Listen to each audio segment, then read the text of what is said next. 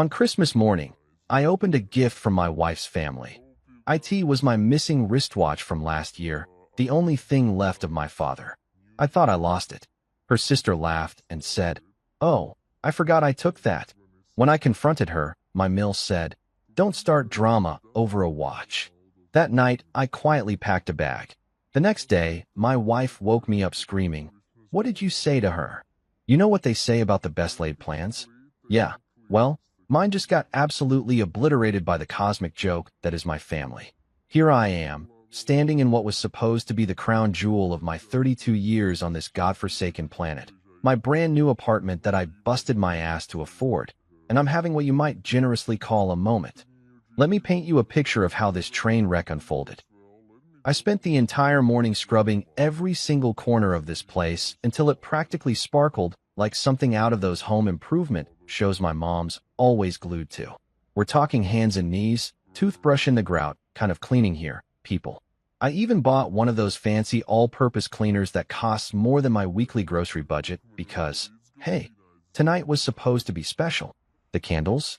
Strategically placed throughout the living room like I'm some kind of interior design genius. Vanilla and sandalwood, classy stuff, not those cheap dollar store numbers that smell like a chemical factory explosion.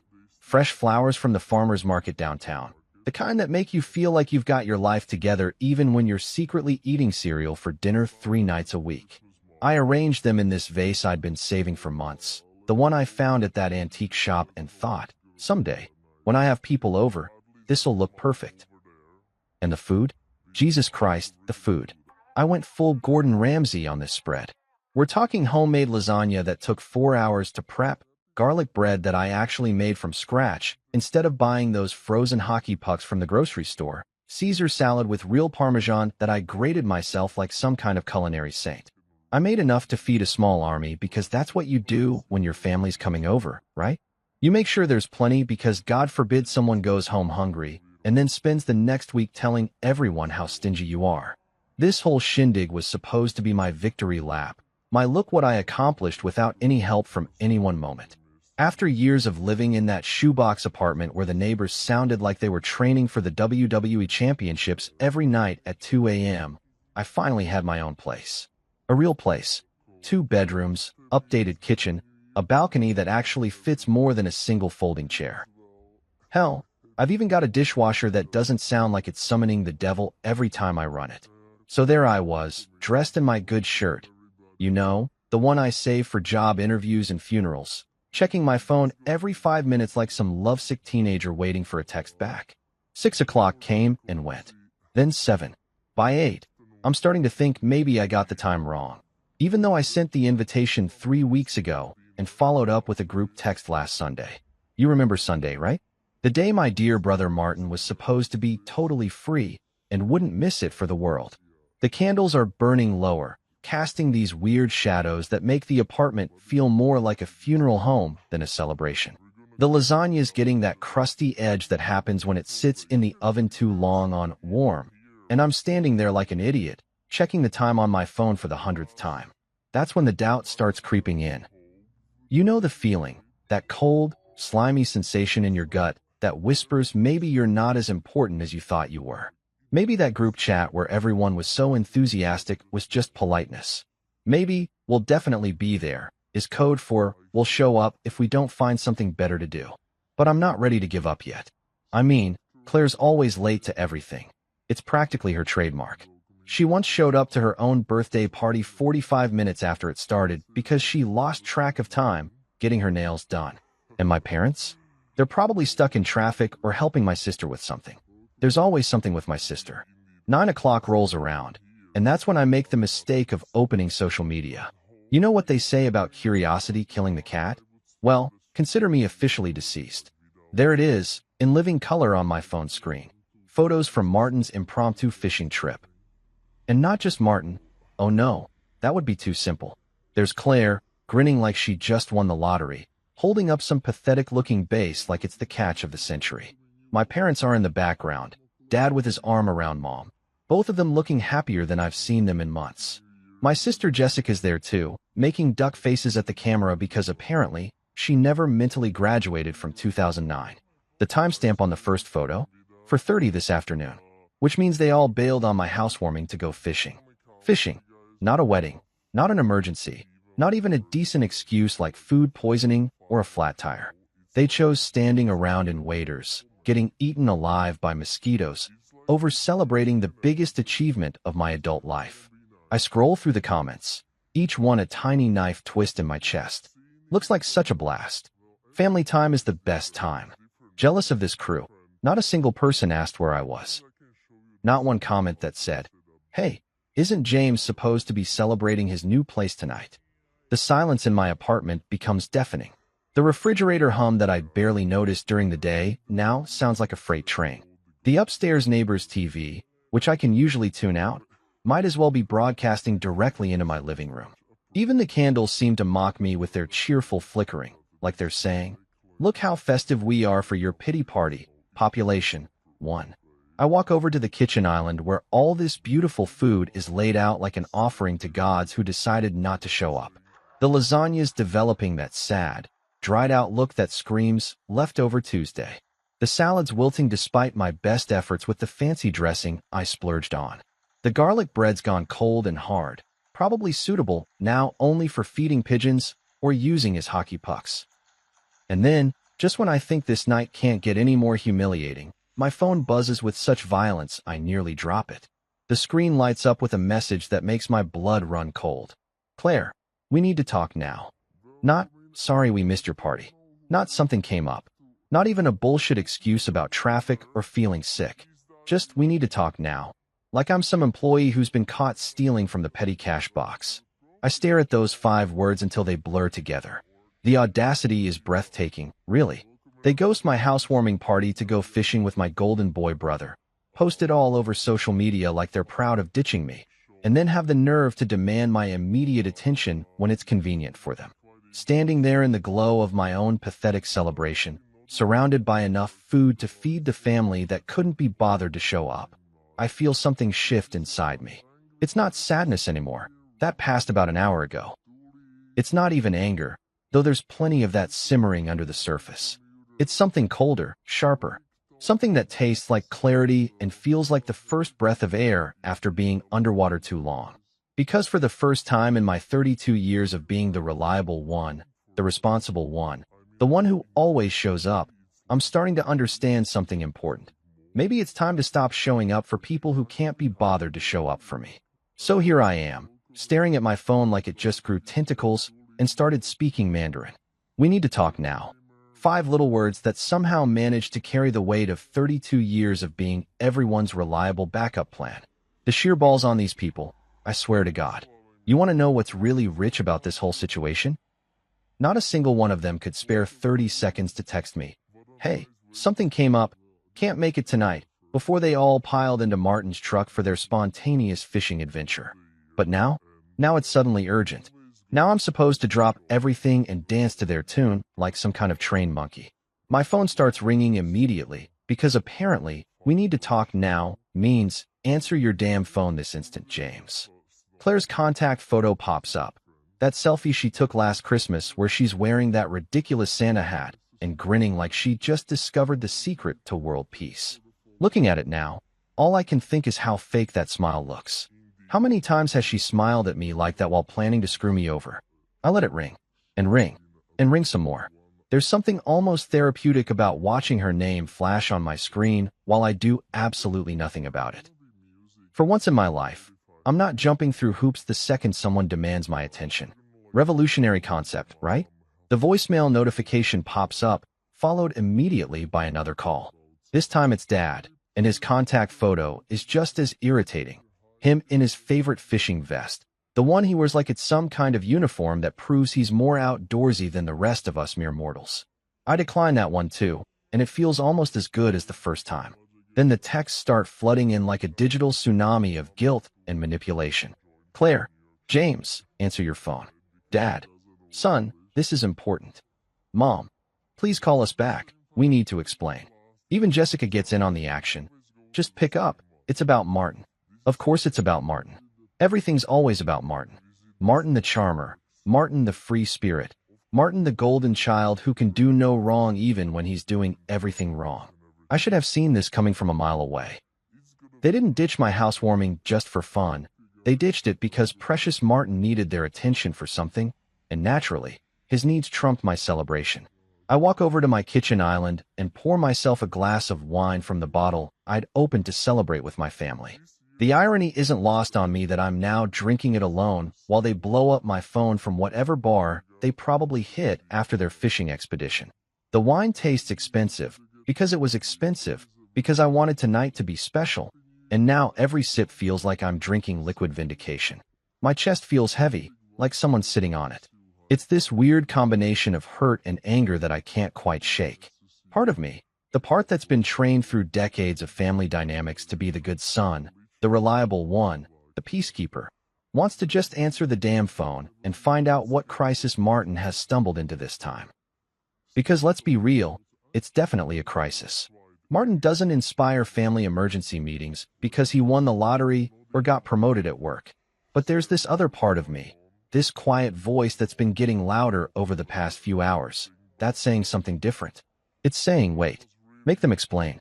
For once in your life, don't just roll over and accept their version of events. Don't let them steamroll you into feeling guilty for being hurt that they abandoned you. The notifications keep stacking up like digital daggers. Missed call after missed call, voicemail after voicemail, text after increasingly frantic text. My phone's practically having a seizure from all the incoming messages. It's almost funny how quickly their tone shifts from demanding to pleading. James, please. We're worried about you. Just let us explain what happened. What happened? I'll tell you what happened. You all made a choice. You looked at your calendars, saw that you had two options: support your son/husband/brother at his housewarming party, or go fishing with Martin, and you chose Martin. You didn't even have the courtesy to lie about it. You posted photos like you were proud of your decision. I'm pacing around my apartment now, stepping over the discarded party supplies that earlier today seemed so hopeful and now just look pathetic. The balloons I hung are starting to lose their helium, drooping sadly like deflated dreams. The "Welcome to my new home" banner I spent 20 minutes positioning perfectly now feels like a cruel joke. That's when I hear the knock at my door. Not the confident rap of someone who belongs here, but this tentative little tap that screams awkward neighbor interaction. I look through the peephole and see Mrs. Garcia from across the hall, holding what looks like a plate covered with aluminum foil.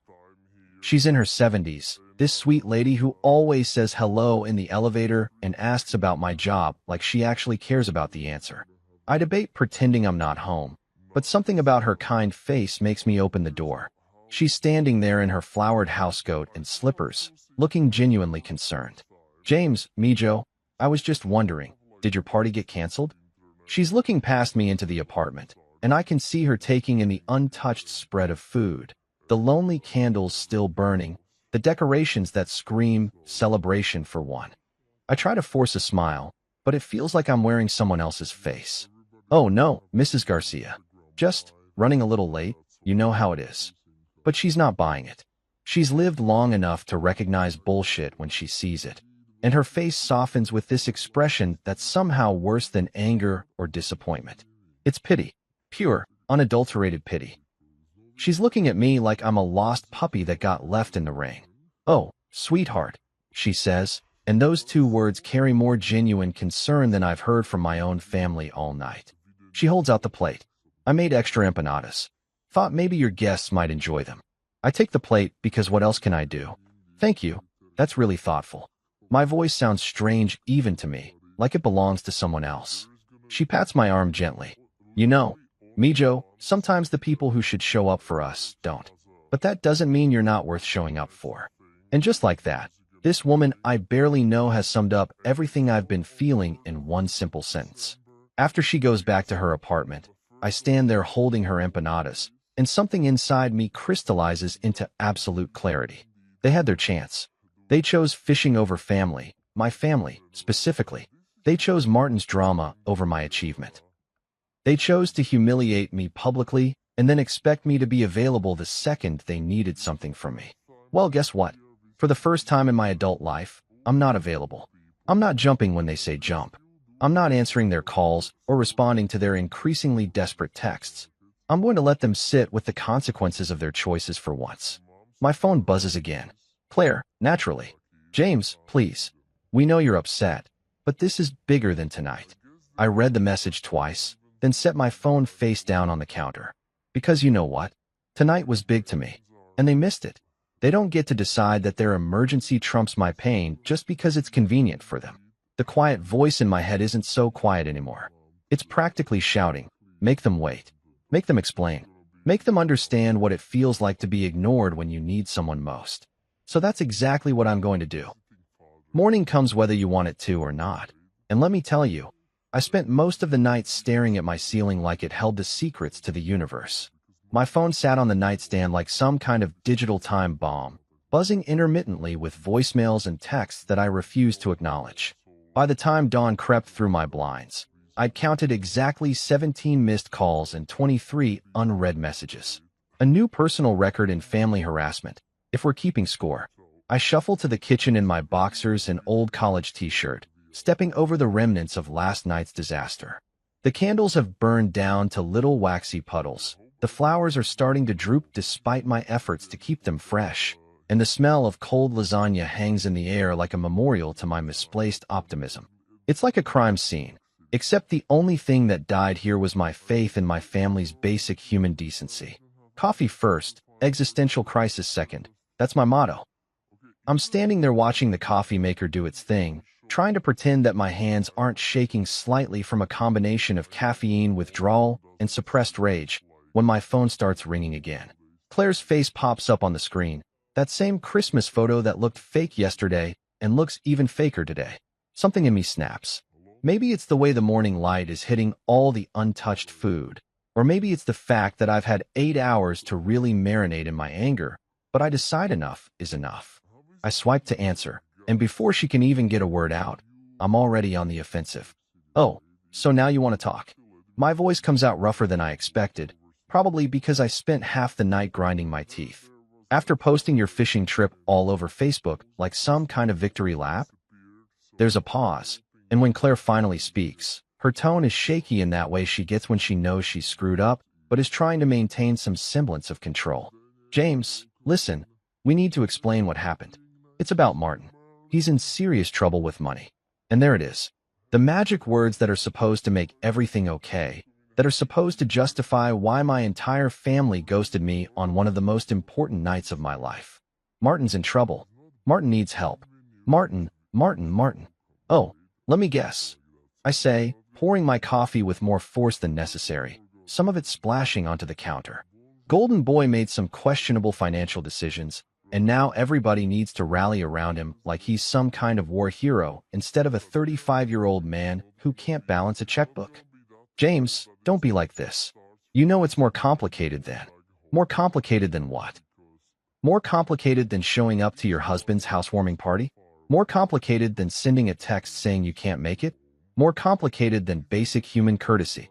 I can hear her breathing on the other end. That frustrated sigh she does when she thinks I'm being unreasonable. It's the same sigh she gave me when I complained about spending Christmas at Martin's house 3 years running, or when I suggested we might celebrate my birthday for once instead of making it all about whoever else needed attention that week. Look, she says, and I can practically see her running her fingers through her hair. Martin owes some serious money to some serious people. We're talking about his safety here. We told him you'd help because you're good with money. You're responsible. You have your life together. Oh, so now I'm responsible? I'm pacing around my kitchen island, and I catch a glimpse of myself in the reflection of my microwave. I look unhinged, which is probably accurate. Now I'm the one with my life together? Funny how those qualities only matter when you need something from me. That's when I hear Dad's voice in the background, and Jesus Christ, he's actually there. They're tag-teaming me. This isn't just Claire calling to apologize or explain.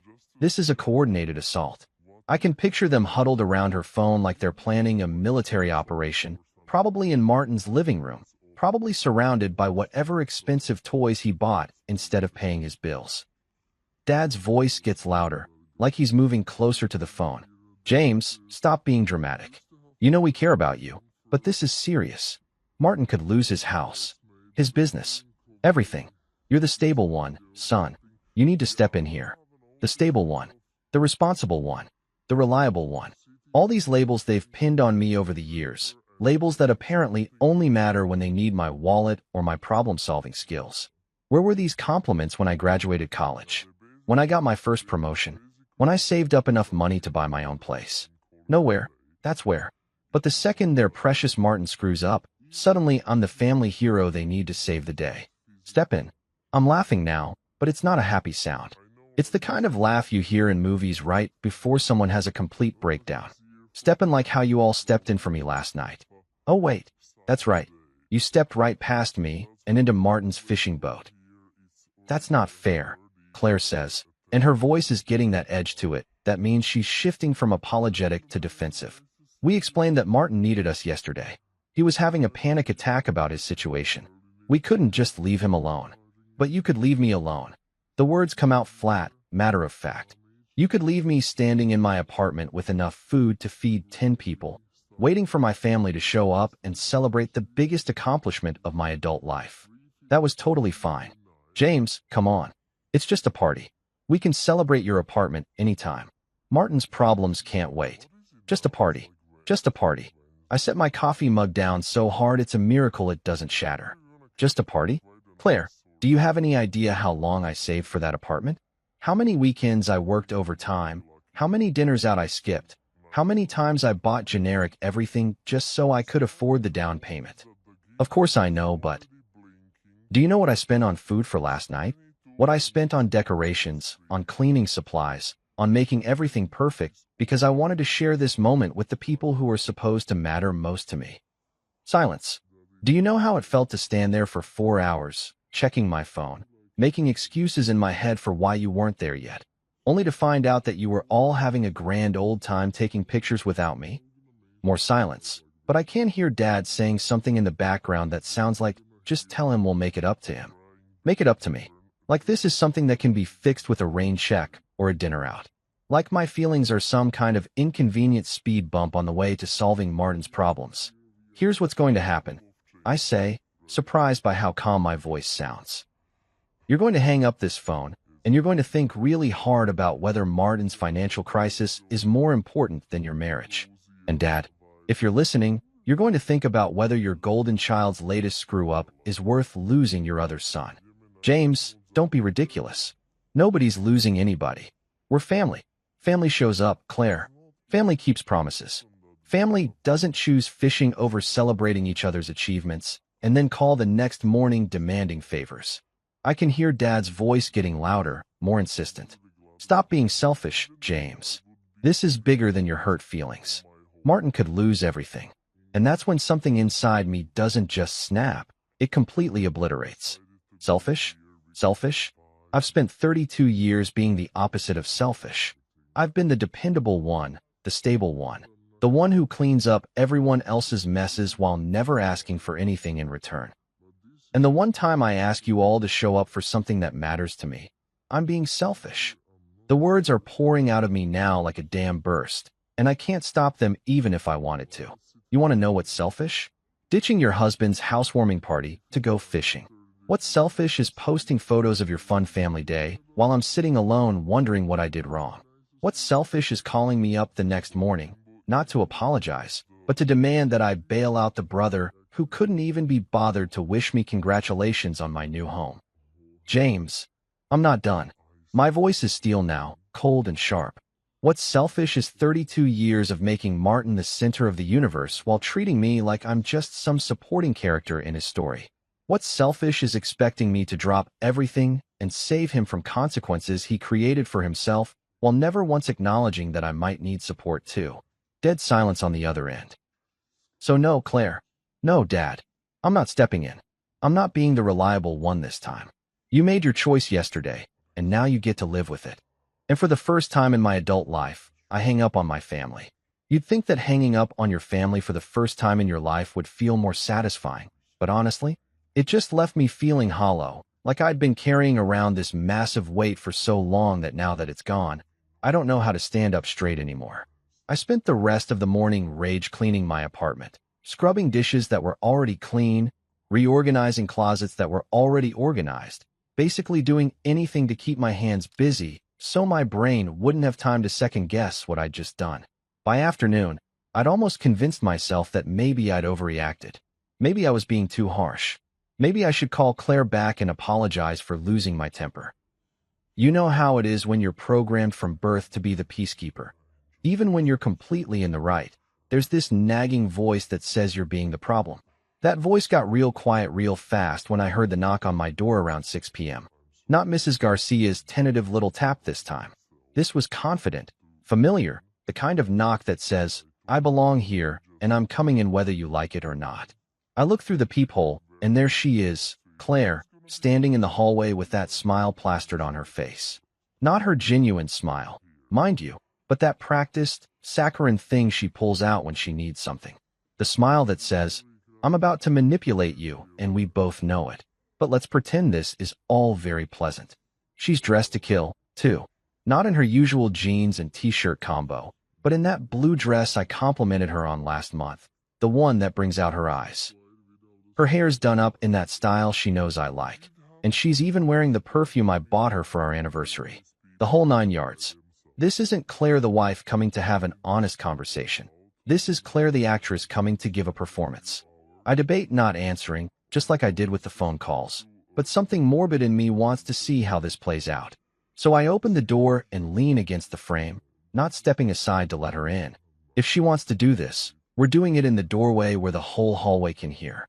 "Hey, baby," she says, and that fake sweetness in her voice makes my teeth hurt. "I was in the neighborhood and thought I'd stop by. You know, check out the new place properly." In the neighborhood? Right. We lived 20 minutes apart, and there's absolutely nothing in my neighborhood she'd have any reason to visit. But sure, let's pretend this is some casual, spontaneous visit. Little late for the housewarming tour, don't you think? I say, not moving from my position in the doorway. That was supposed to happen yesterday. Remember yesterday? Her smile falters for just a second, but she recovers like the pro she is. "James, don't be like that. I know you're upset about last night, but let me explain. It wasn't personal. Martin was having a complete breakdown.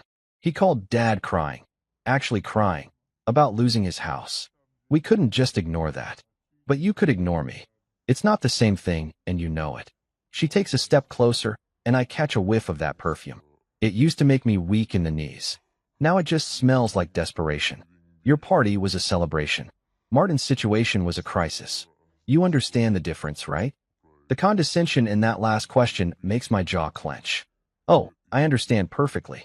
My achievements don't qualify as crises, so they go to the bottom of the priority list. Got it. That's not what I meant. She's still smiling, but it's getting more strained by the second. "Look, can we not do this in the hallway? Let me come in, we'll open a bottle of wine, and we can talk about this like adults." Like adults. As if I'm the one being childish here. As if standing up for myself and refusing to be walked all over is somehow immature. Adults keep their commitments, Claire. Adults don't ghost their family members and then show up the next day pretending nothing happened. That's when I hear footsteps in the stairwell, heavy and deliberate. Dad appears around the corner, and I swear to God, it's like watching a bad sitcom unfold. He's got that expression on his face that I know all too well. The one that says, "I'm disappointed in you and you're about to hear all about it." "James," he says, his voice carrying that boom that used to make me snap to attention when I was 12. "We need to talk." "We already talked this morning, Dad." I thought I made myself pretty clear. He walks up behind Claire, and now I've got both of them standing in my hallway like some kind of intervention squad.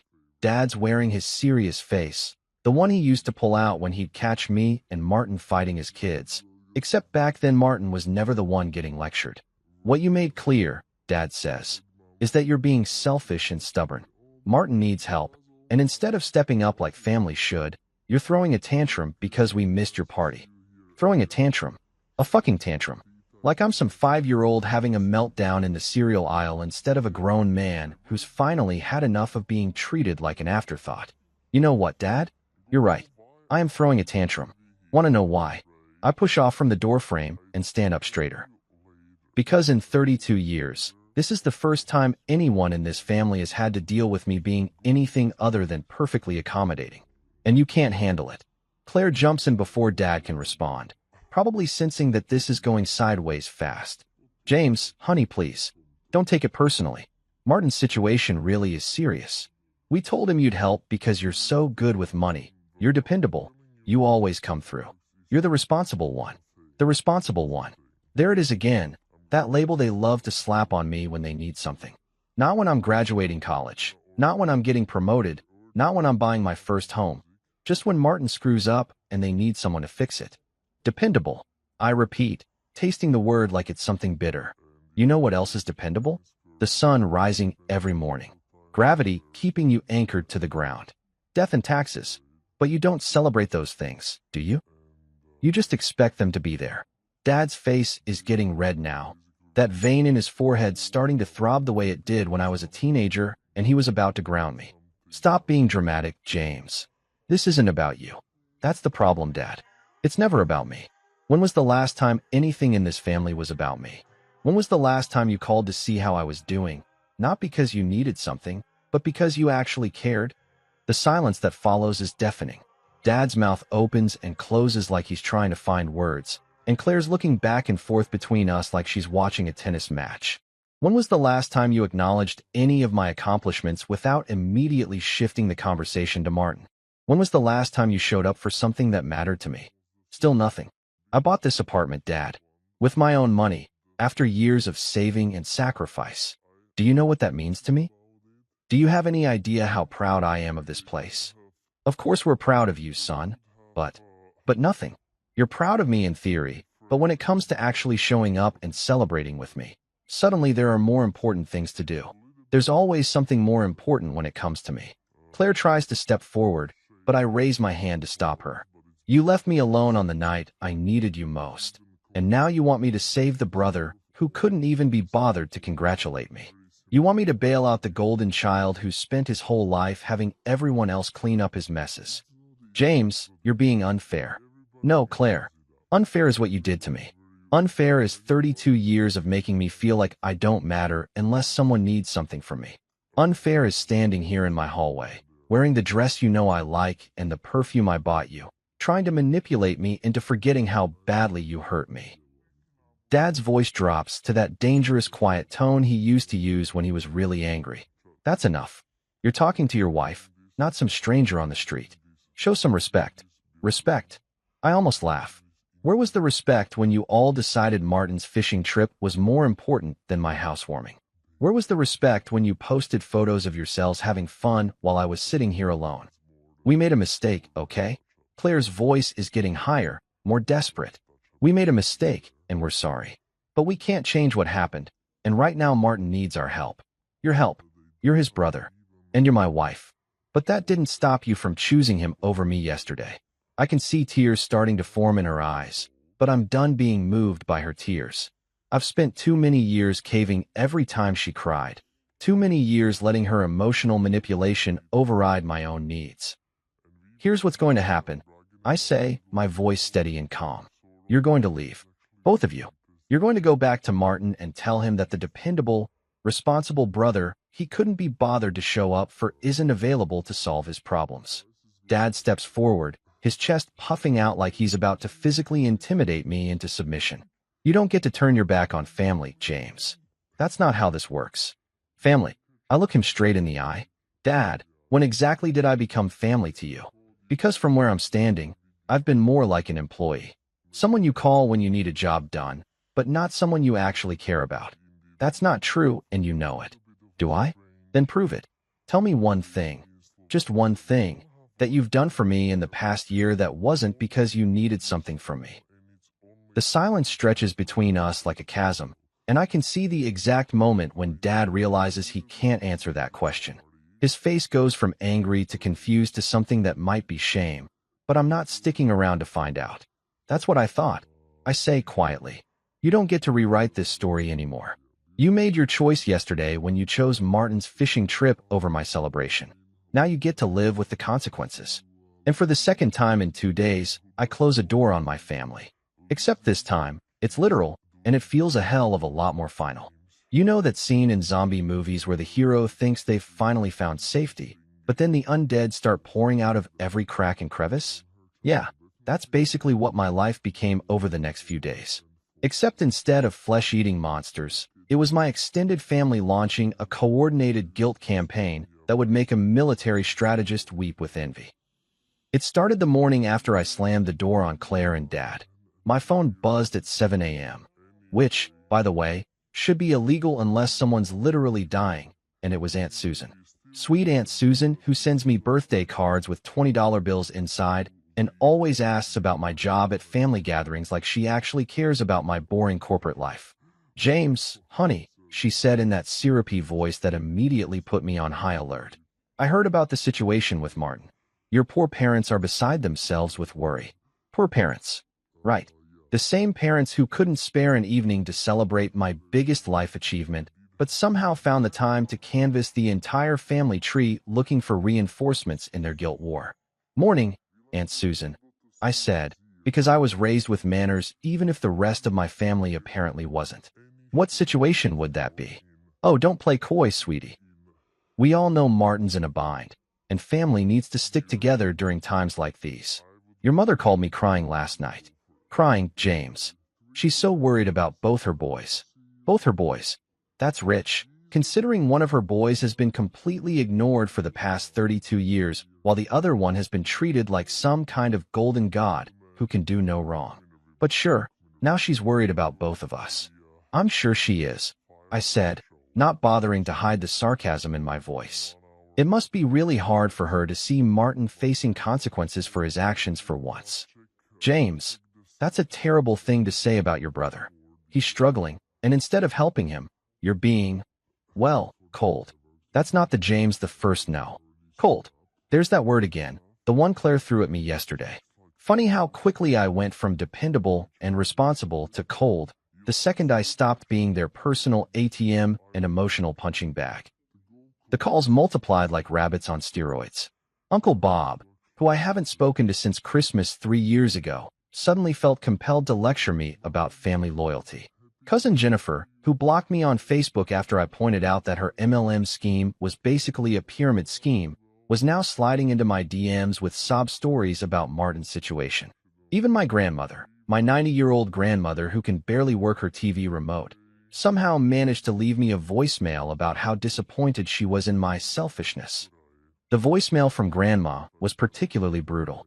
"James, sweetie, I don't understand what's gotten into you. Martin has always looked up to you as his big brother. He needs you right now, and you're turning your back on him. That's not how I raised your father, and it's not how your father raised you. Family comes first, always. Call Martin. Fix this. Always looked up to me." "That's a good one, Grandma." Martin looked up to me the same way a leech looks up to its host, with appreciation for what I could provide, not respect for who I am as a person. But the real masterpiece came from Cousin Tommy, who drunk dialed me at 11 p.m. on Wednesday. Tommy, who once borrowed $500 from me for car repairs and then posted Instagram stories from Vegas that same weekend. Tommy, who has never paid back a dime to anyone in the family, but somehow feels qualified to lecture me about financial responsibility. "Dude, what the fuck is wrong with you?" he slurred into the phone. "Martin's about to lose his house, and you're just gonna let it happen? That's fucked up, man. That's really fucked up." "Tommy," I said, glancing at my clock and wondering why I even answered. "When's the last time you helped Martin with anything? When's the last time you helped anyone in this family with anything? That's not the point, bro. I'm not the one with money. You're the successful one. You're supposed to take care of shit like this." "Supposed to take care of shit like this? According to who?" "According to the family charter that apparently designated me as the official cleanup crew for everyone else's disasters. The handbook I never received that outlined my responsibilities as the stable, dependable, boring one. By Thursday, I was starting to feel like I was trapped in some kind of psychological warfare experiment. Every social media notification made me cringe. Every phone call sent my blood pressure through the roof. They were relentless, coordinated, and absolutely shameless in their manipulation tactics. The worst part? They were all using the same script. Family comes first. Martin needs you. Don't be cold. This isn't like you. It was like they'd all attended some kind of guilt-tripping seminar and graduated with honors. At work, I was a wreck. I couldn't concentrate on anything, kept checking my phone obsessively, and probably looked like I was having some kind of breakdown. Which, Let's be honest, I probably was. That's when Daniel noticed. Daniel's this guy from accounting who I've worked with for about 3 years. Nice enough dude. Keeps to himself mostly, but he's got this way of seeing through bullshit that I've always appreciated. We're not best friends or anything, but we grab lunch sometimes and complain about office politics and terrible management decisions. You look like someone ran over your dog, he said, sliding into the chair across from me in the break room, where I was staring at my sandwich like it held the meaning of life. Family issues, I said, which was becoming my standard response to anyone who asked why I looked like a walking disaster. Daniel nodded knowingly. The kind where everyone suddenly becomes an expert on your life decisions? I looked up at him, surprised by how accurately he'd nailed it. Something like that. Let me guess, he said, opening his own lunch. Someone in your family screwed up, and now everyone expects you to fix it because you're the responsible one. The air quotes he made around responsible told me everything I needed to know. This guy had been there, done that, bought the t-shirt. My brother, I admitted. Financial trouble. Bad financial trouble. And apparently it's my job to bail him out because I have my shit together. And when you said no, suddenly you became the villain. Exactly. It felt good to talk to someone who understood without me having to explain the whole sordid history.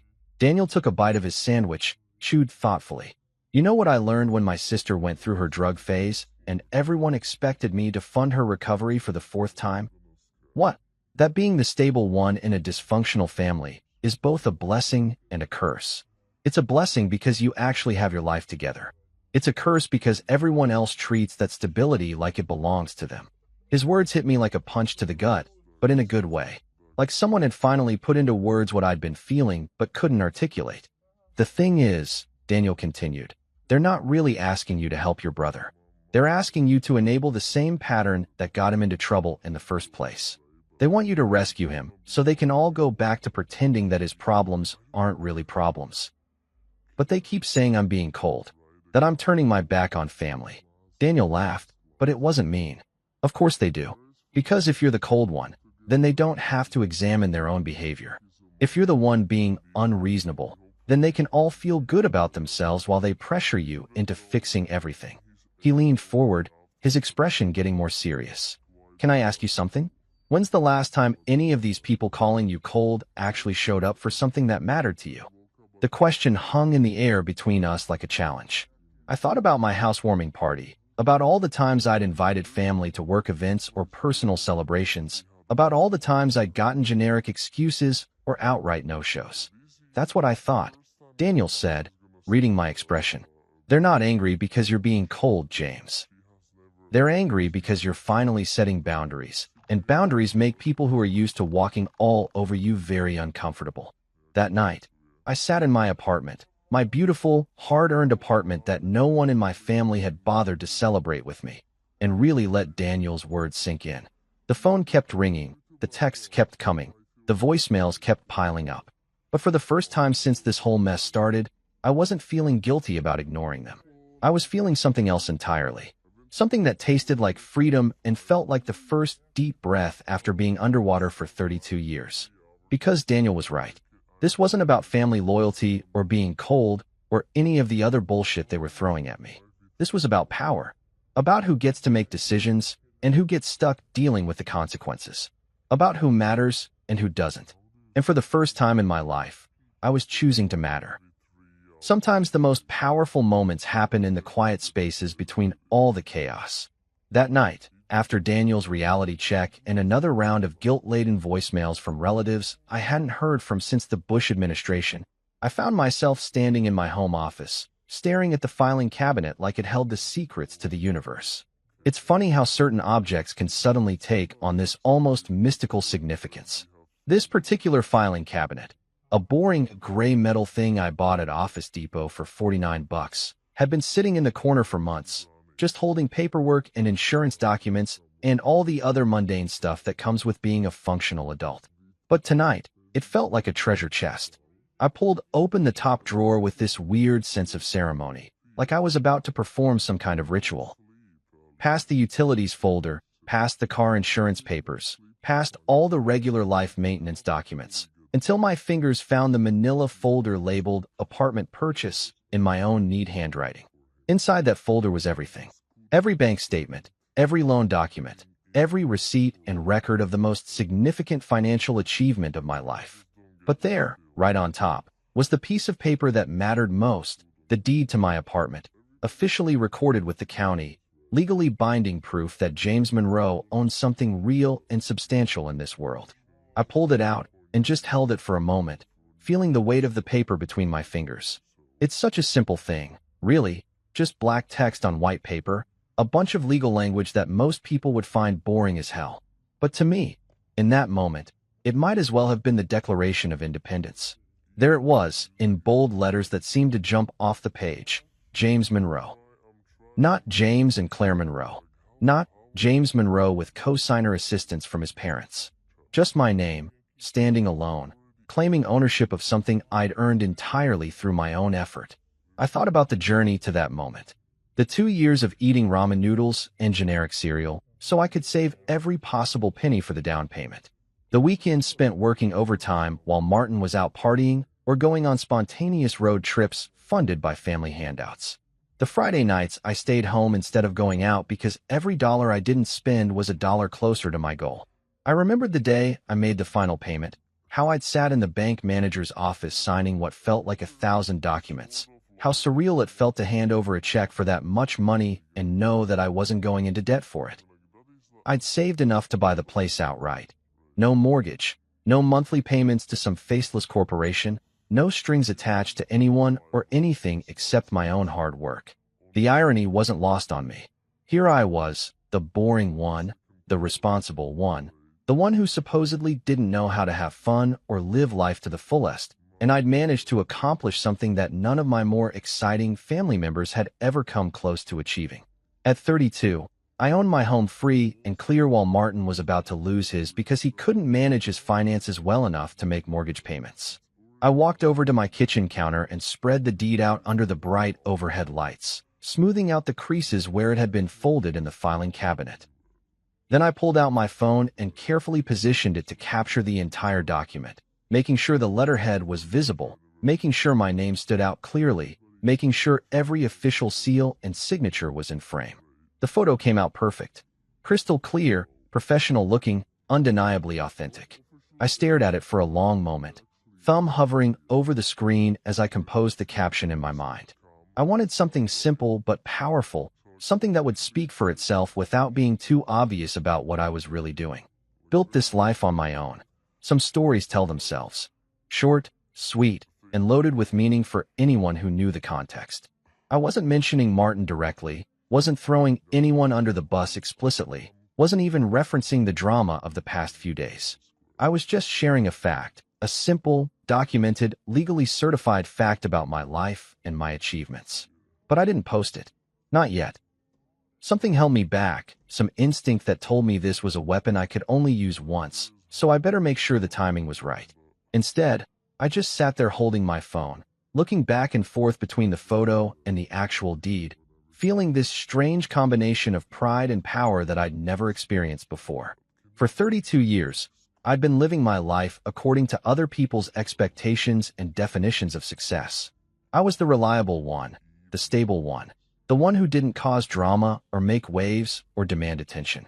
I was the supporting character in everyone else's story, the one who showed up when needed and disappeared into the background when the excitement was over. But this deed told a different story. This piece of paper was proof that I wasn't just the family cleanup crew or the emergency contact for when things went wrong.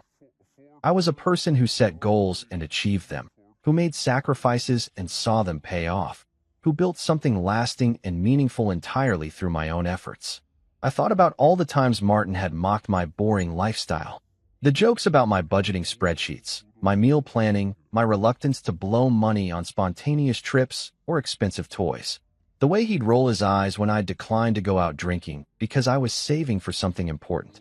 The way the whole family had treated my financial discipline like some kind of character flaw instead of a strength. Well, look who's laughing now, Martin. Look whose boring lifestyle resulted in actual security and independence, and whose exciting lifestyle resulted in begging family members for bailouts. I picked up the deed again, running my finger along the edge of the paper. This wasn't just a legal document. It was proof of independence. Proof that I didn't need anyone else's approval or assistance to build a life worth living. Proof that all those years of being overlooked and undervalued had actually been years of becoming stronger and more self-sufficient than any of them. The phone rang, startling me out of my thoughts. Claire's name flashed on the screen, and for a split second, I felt that old familiar urge to answer, to smooth things over, to be the accommodating husband who never caused problems. But then I looked at the deed in my other hand, and that urge died a quick death. Let it ring. Let her wonder what I'm thinking, what I'm planning, what I might do next. For once in my life, I was holding all the cards, and I wasn't in any hurry to show my hand. I carefully folded the deed and put it back in the filing cabinet, but I kept the photo on my phone. My ace in the hole. My proof that James Monroe was nobody's backup plan or emergency fund. I was a man who'd built something solid and lasting, and I'd done it without anyone's help. The power of that realization was intoxicating. For the first time in my adult life, I wasn't worried about what my family thought of me or whether I was living up to their expectations. I had concrete, legal, undeniable proof that I was doing just fine on my own. Better than fine, actually. I was thriving. While they'd been too busy celebrating Martin's latest adventure to notice my achievements, I'd been quietly building the kind of life that most people only dream about. Financial independence, a beautiful home, career stability, all the things that Martin's exciting lifestyle had failed to provide him. I made myself a cup of coffee and sat down at my kitchen table, looking around at the apartment I'd worked so hard to afford. Every piece of furniture, every appliance, every decoration had been chosen and purchased by me. No family loans, no co-signers, no strings attached. This was my space, my sanctuary, my proof that the boring, responsible James Monroe was actually the most successful member of his family. And tomorrow, if the guilt campaign continued, if the pressure kept mounting, if they kept calling me cold and selfish for refusing to bail out their golden boy, I had something they couldn't argue with or dismiss or minimize. I had proof that their version of my story was complete bullshit. The quiet confidence that came with that knowledge felt better than any family approval I'd ever received. Because this wasn't dependent on their recognition or validation. This was just true, whether they acknowledged it or not. And soon, everyone would know exactly how true it was. Sometimes the universe has this twisted sense of timing that would be hilarious if it wasn't happening to you. I'd been sitting on that photo of my apartment deed for 3 days, carrying it around in my phone like a loaded weapon I wasn't quite ready to fire. But Friday afternoon, while I'm trying to focus on quarterly reports and pretending my personal life isn't a complete dumpster fire, my phone rings with a number I haven't seen in about 2 years. Martin, my dear brother Martin, calling me directly for the first time since. Actually, I can't remember the last time Martin called me for anything that wasn't borrowing money or asking for a favor. I stare at his contact photo, some selfie he took on a ski trip that Dad paid for, all perfect teeth and expensive sunglasses, and debate whether to answer. Part of me is curious to hear what his angle is going to be, whether he'll try the guilt approach or go straight for emotional manipulation. Curiosity wins, so I swipe to answer. Well, look who remembers my phone number. James. His voice sounds rough, like he's been crying or hasn't slept, and despite everything, there's this tiny part of me that actually feels bad for him. 32 years of conditioning don't disappear overnight, apparently. We need to talk. Do we? Because last I checked, you needed to go fishing instead of celebrating your brother's new apartment. Funny how your priorities keep shifting. There's this long pause, and when he speaks again, his voice is cracked and broken in a way I've never heard before. Look, I know you're pissed about the housewarming thing. I get it. We fucked up, okay? But James, I'm drowning here. I'm literally about to lose everything. And what exactly does that have to do with me? You're my brother. The words come out like a desperate plea. You can't just let me drown. We're blood, man. That has to count for something. Blood. Right. The same blood that apparently meant nothing when I needed my family to show up for one night. The same blood that's been thin as water every time I've needed support or recognition or just basic acknowledgement of my existence. Was I your brother when you chose fishing over my housewarming? I ask, and my voice is so calm it surprises even me. Because I distinctly remember checking my family status that night, and it seemed to have been revoked. Come on, don't be like that. You know that was different. I was having a panic attack about all this shit, and Dad thought getting me out on the water would help clear my head. So you had a panic attack, and the solution was to take the entire family fishing and post about it on social media? That's some next-level therapy right there, Martin. It wasn't like that. What was it like then? Because from where I'm sitting, it looked like you decided your feelings were more important than my celebration, and everyone else agreed with you. Like always, the silence stretches between us, and I can hear him breathing heavily on the other end. James, please. I'm begging you here. These people I owe money to. They're not the kind of people who take no for an answer. I could lose my house, my business, everything I've worked for, everything he's worked for. That's rich. Martin's business is some half-assed contracting company that he runs out of his garage, taking on jobs he's not qualified for, and then scrambling to fix his mistakes when they inevitably go wrong. The house he's about to lose? Dad co-signed for that mortgage because Martin's credit was already shot from previous financial disasters. Tell me something, Martin, I say, leaning back in my office chair.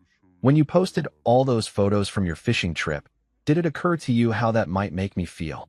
Did you think for even 1 second about your brother sitting alone in his new apartment, waiting for his family to show up?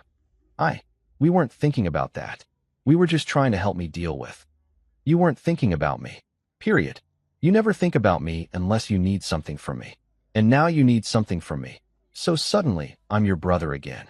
That's not fair. Fair. I'm laughing now, but it's not a happy sound. You want to talk about fair? Fair would be your family showing up to celebrate the biggest achievement of your brother's life.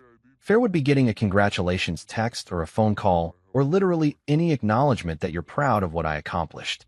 Fair would be not having to find out through Facebook that my entire family chose someone else over me. Martin's quiet for a long moment, and when he speaks again, his voice is barely a whisper. I'm sorry. Okay. I'm really, truly sorry about the housewarming. We should have been there. I know that now. You're sorry now? Now that you need money from me. How convenient. It's not like that. It's exactly like that, Martin. You're not sorry you hurt me. You're sorry that hurting me might interfere with getting what you want from me. I hang up before he can respond, and immediately my hands are shaking with this combination of adrenaline and rage and something that feels almost like relief. Because finally, I said what I've been thinking for years instead of just swallowing it and playing the role of the understanding, supportive brother. That's when I decide it's time. I pull up the photo of my apartment deed, the one I've been carrying around like ammunition, and I look at it again. Clean, professional, undeniable proof of what I've accomplished entirely on my own.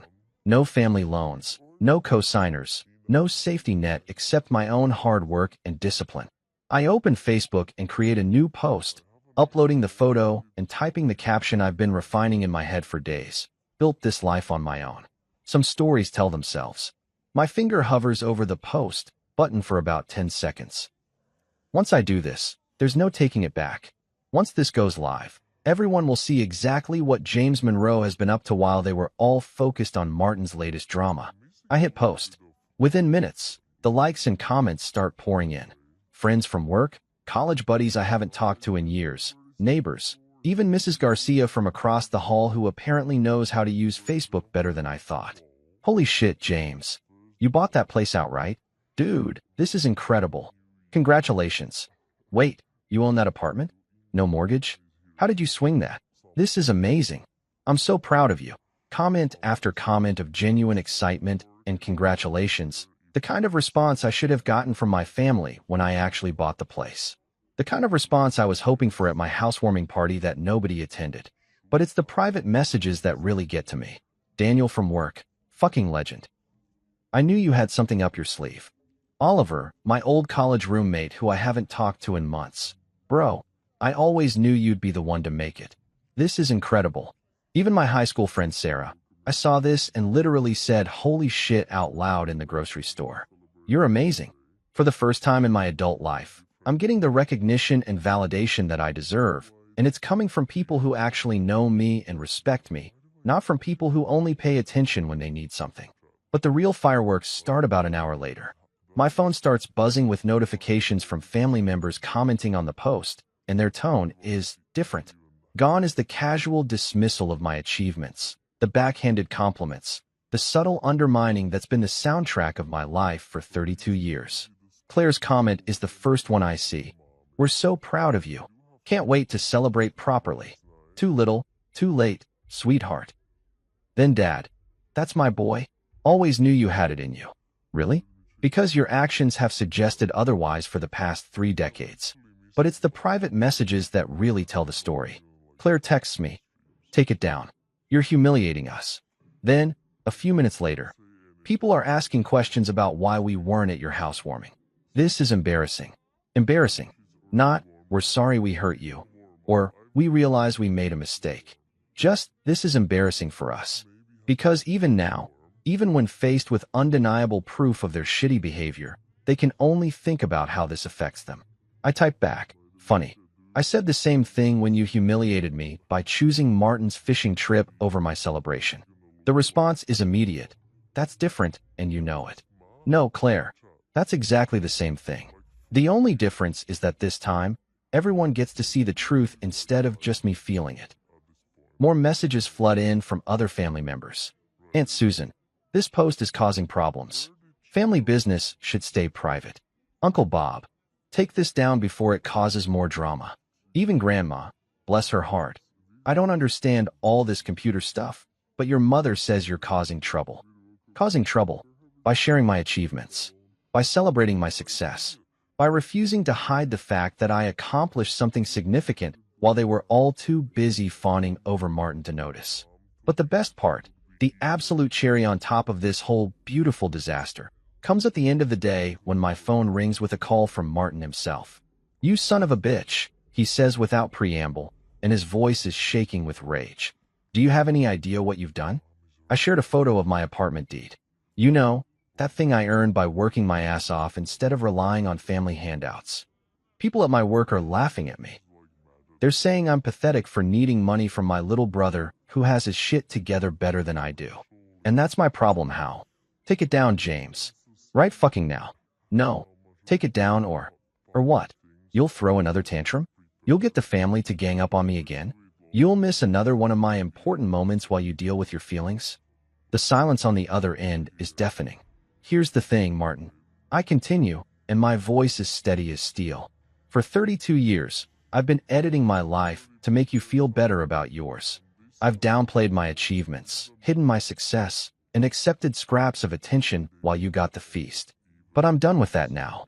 James, the post stays up. The truth stays public.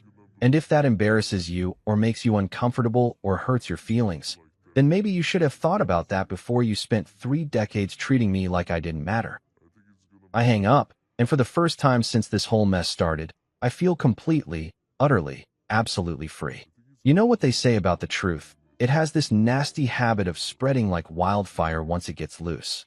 My little Facebook post might have seemed like just one guy sharing a photo of his apartment deed, but apparently I'd lit a fuse that was connected to a much bigger powder keg than I'd realized.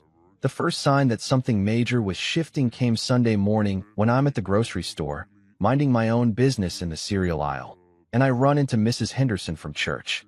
Now, Mrs. Henderson is what you might generously call the neighborhood information hub, meaning she knows everyone's business and isn't shy about sharing it. Normally, she gives me this polite but distant smile and maybe asks how my mother's doing. This time, she practically tackles me by the Cheerios. James Monroe, she says, loud enough that half the store can hear her. I saw your post online, and I have to say, good for you. It's about time someone called out your family for how they treat you. I'm standing there holding a box of generic cornflakes, wondering how the hell Mrs. Henderson is friends with me on Facebook, when she leans in conspiratorially and drops this bombshell. You know, we all noticed when your family didn't show up to your housewarming. The whole congregation was talking about it during coffee hour. Such a shame, really. Here you are, buying your own place at your age, no help from anyone, and they can't even be bothered to celebrate with you. The whole congregation. Jesus Christ. I knew small towns had their gossip networks, but I didn't realize my family's dysfunction had become Sunday morning entertainment for the entire Methodist Church. It's been quite a week, I managed to say, because what else do you say when your personal life becomes community theater? Oh, I bet it has, she says, patting my arm like I'm some kind of wounded bird. But you know what? Sometimes it takes a little public embarrassment to make people realize how badly they've been behaving. Mark my words, your brother Martin's going to be feeling this for a while. She's not wrong about that. Over the next few days, I start hearing through the grapevine just how far the ripple effects of my little truth bomb have spread, and honestly, it's more devastating than I could have imagined. Apparently, Martin's co-workers at the construction company where he does contract work had seen my post and put two and two together. Here's Martin, going around for weeks talking about how his family was going to help him out of his financial jam, how his reliable little brother was good for it, how blood is thicker than water, and all that bullshit. And then boom, there's his reliable little brother posting proof that he's successful enough to buy property outright, while Martin can't even keep up with his mortgage payments. The jokes started immediately, according to my friend Jake, who works in construction and knows some of Martin's crew. Hey Martin, maybe you should ask your little brother for budgeting lessons. Damn, Martin, your brother's got his shit together better than you do, and he's younger. Maybe next time you should skip the fishing trip and go to your brother's housewarming. Might pick up some tips on not being broke. But it gets better, or worse, depending on how you look at it. Claire's book club. Yes, my soon-to-be ex-wife has a book club, and no, they don't actually read books, they just drink wine and gossip, had also seen the post. And according to my neighbor Janet, who's married to a guy whose sister is in said book club, Claire had been bragging for months about how successful and stable I was, how lucky she was to have such a reliable husband, how we were planning to start a family soon now that we had the perfect home. Except now everyone knew that we hadn't bought anything. James Monroe had bought something, and he'd done it without any help from his wife, who couldn't even be bothered to show up and celebrate with him. The same wife who was now publicly asking him to take down posts about his own achievements because they were embarrassing to her.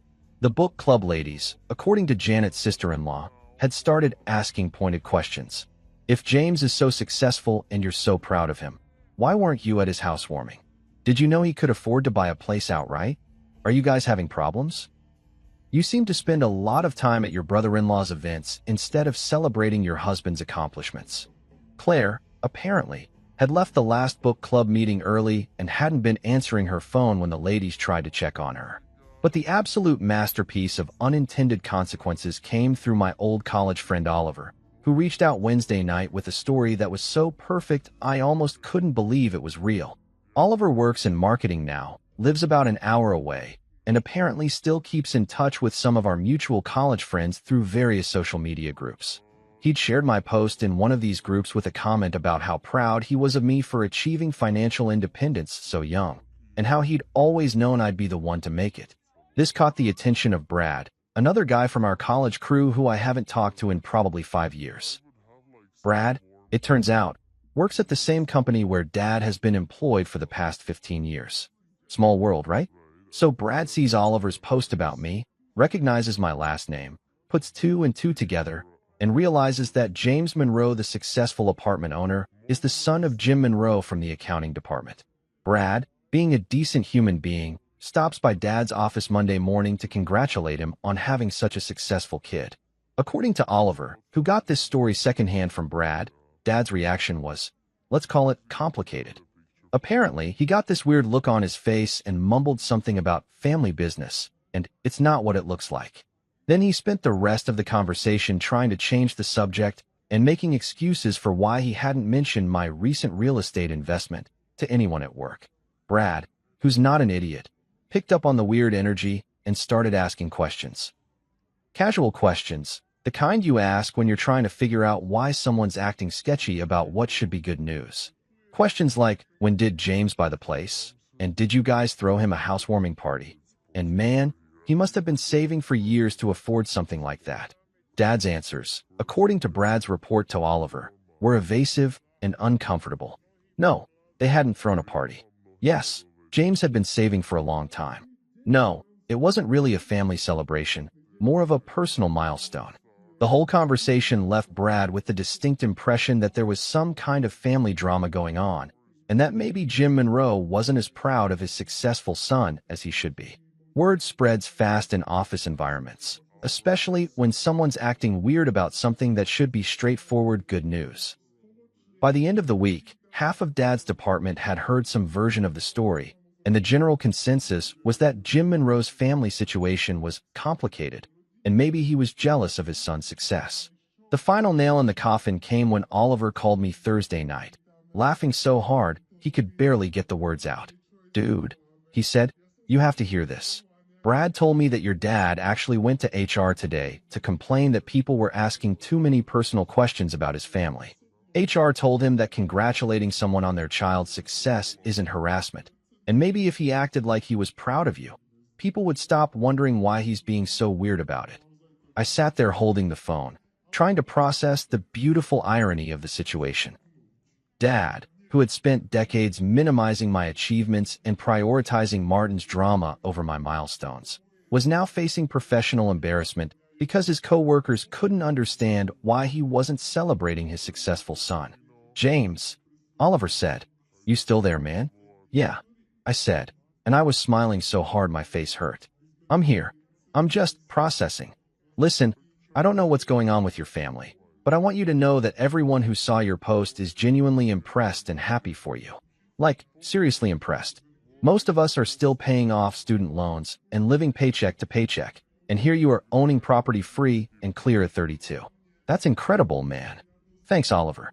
That means a lot. And whatever drama is happening with your family over this, don't let them make you feel bad about your success. You earned this, and you have every right to be proud of it."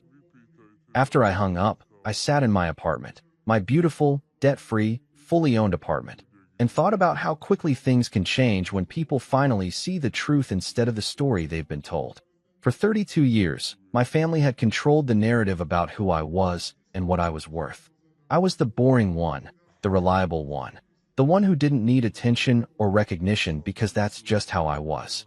But now that narrative was crumbling, and everyone could see it wasn't based on reality. I wasn't the boring one, I was the successful one. I wasn't the reliable one, I was the independent one. I wasn't the one who didn't need recognition, I was the one who'd been systematically denied it. And now, finally, the whole world could see the difference. 1 week after my little social media truth bomb, they all show up. Not individually this time, not with phone calls or guilt trips or manipulation tactics. The whole damn family arrives at my door like some kind of dysfunctional Avengers squad, and I can hear them arguing in the hallway before they even knock. Through the peephole, it's like looking at a greatest hits collection of my childhood trauma. Mom, Dad, Martin, Claire, even Jessica dragged along for moral support. They're huddled together like they're planning a siege, which, let's be honest, they probably are. The banging starts, aggressive, demanding, the kind of knock that says, "We're not leaving until you open this door." So I do, but I don't step aside. I lean against the frame like I did with Claire before, except this time I'm facing the entire firing squad. "Well," I say, keeping my voice perfectly calm, "look who remembered where I live." The whole family reunion committee. Mom starts crying immediately, because of course she does. Those perfectly timed tears that have been getting her out of accountability for decades. "James, sweetie, we made a mistake. We're here to apologize and work this out as a family." "Apologize?" I almost laugh. "Mom, you've had a week to apologize. Instead, you've been telling me to take down my post because it's embarrassing you." Dad steps forward, his face red with that familiar rage. "We wouldn't be embarrassed if you hadn't aired our family business all over the internet like some kind of attention-seeking." "Stop right there." My voice cuts through his bluster like a blade. "Don't you dare make this about me seeking attention. I shared one photo of my own achievement. The fact that it exposed your shitty behavior isn't my fault." "James, please." Claire tries, reaching toward me, but I step back. "Can we just talk inside? Like civilized people." Civilized people keep their commitments. Civilized people show up when they say they will. Civilized people don't abandon their husband's celebration to go fishing. Martin finally speaks up, his voice cracked and desperate. "Look, I know we screwed up the housewarming thing, but this post is ruining my life. People at work are laughing at me. My clients are asking questions. You're destroying me over one night." "One night." The words come out flat and cold. "Martin, this isn't about one night. This is about 32 years of being treated like I don't matter unless you need something from me." Mom's crying gets louder. "That's not true. We love you. We've always been proud of you. Proud enough to skip my housewarming for Martin's fishing trip. Proud enough to never mention my accomplishments to anyone. Proud enough to treat me like the family ATM whenever there's a crisis." Dad's voice booms through the hallway. Stop being selfish, James. Martin could lose everything because of your petty revenge. Selfish? I feel something snap inside me. You want to talk about selfish? Selfish is ditching your son's celebration. Selfish is 32 years of making Martin the center of the universe. Selfish is standing in my hallway demanding I fix problems I didn't create. The silence that follows is deafening. Here's what's going to happen. I continue, my voice steady as steel.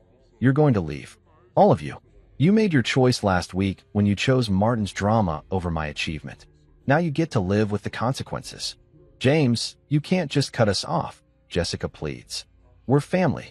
Family shows up. Family keeps promises. Family doesn't treat one member like he's disposable while worshiping the other. I look each of them in the eye. You don't get to rewrite this story anymore. Claire's face crumples. What about us? Our marriage. You made that choice too, Claire. When you chose your brother-in-law over your husband. I start to close the door, but Dad shoves his foot forward. We made one mistake. No, Dad. You made a choice. Every single day for 32 years, you chose Martin over me. Last week was just the first time everyone else got to see it. I closed the door firmly, and this time when they pound and yell and demand I let them back in, I don't budge. Because for the first time in my life, I'm choosing myself over their dysfunction. And it feels like freedom. 3 months later, Thanksgiving arrives like the ultimate test of my newfound backbone. In the past, this would have been the day I'd dutifully show up at Mom's house, bringing the expensive wine and pretending everything was fine while Martin got praised for remembering to bring rolls from the grocery store. This year I'm doing something revolutionary. I'm having my own damn Thanksgiving. My apartment is transformed into something that actually looks like a celebration instead of a desperate plea for attention. The table I bought with my own money is set for 8, with real cloth napkins and the good dishes I splurged on after my social media truth bomb went viral. The smell of turkey, a modest 12-pounder because I'm not feeding an army of ungrateful relatives, fills the air along with homemade stuffing and cranberry sauce that actually required effort.